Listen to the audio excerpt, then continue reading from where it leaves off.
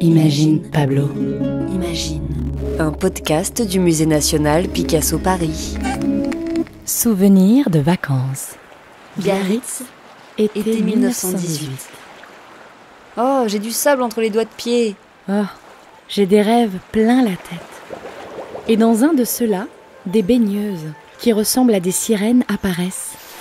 En rouge, orange, bleu rayé de blanc et violet, sur une plage grise, sous un ciel bleu et une lune de miel. C'était un temps béni. Nous étions sur les plages. Va-t'en de bon matin, pieds nus et sans chapeau.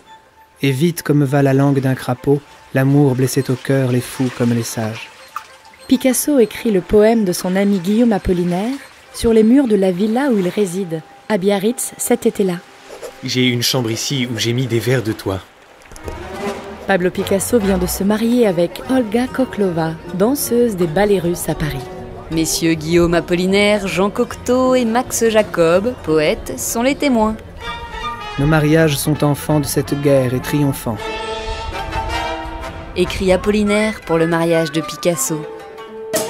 Après le mariage, il faut partir en voyage de noces. Mais nous sommes en 1918 et la guerre ne permet pas de grandes escapades. Alors les jeunes mariés se rendent à Biarritz, la station huppée de l'époque. Le couple s'installe à la Mimoseraie, une villa qui reçoit des écrivains et des peintres américains, britanniques et français. Cet été est comme une parenthèse enchantée.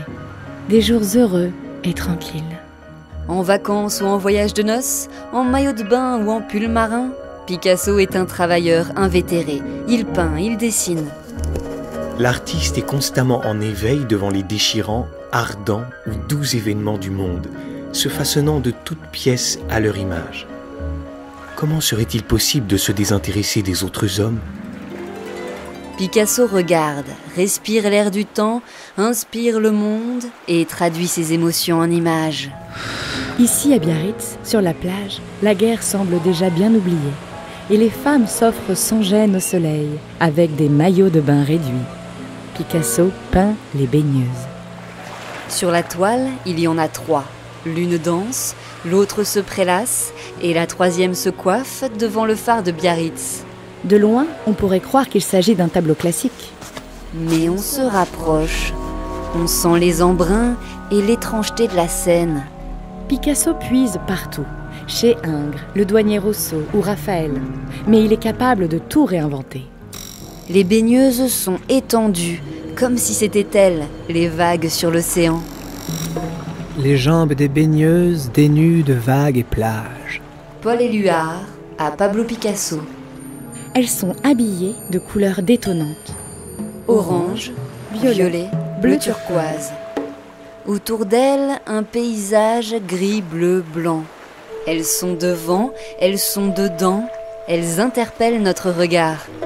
Celle debout, la tête penchée vers le ciel et toute contentionnée. Elle dégage un charme provocateur et symbolise l'ivresse d'aimer. Elle est la nuit de noces. Ta bouche ouverte est prête à avaler le soleil, mais que l'oiseau passe et vive un seul moment dans ton regard. Les yeux grands ouverts, nous plongeons dans la peinture pour vivre l'instant intensément. Les baigneuses, assises debout ou allongées sur la plage, semblent rêveuses. Tellement rêveuses que leur corps se distorde, se détendent, se disloquent, s'étirent, s'évaporent. Les cailloux qui les entourent semblent aussi rêveurs. Ils ont de drôles de corps, distordus, détendus. Tout cela crée une atmosphère étrange. Une seule chose est représentée fidèlement, le phare, celui qui nous aide à nous diriger, à savoir où l'on est et où l'on veut aller. Picasso, lui, sait où il est. Sur une plage ensoleillée, entourée de rêves et de vie. Je n'en peux plus de ce miracle qui est de ne rien savoir dans ce monde que d'aimer les choses et les manger vivantes. Un podcast réalisé et conçu par Pauline Coppen et Elsa Denac. Avec les voix de Grégoire le Prince Ringuet, Étienne Monet, Elsa Denac et Pauline Coppen. À retrouver sur le site du musée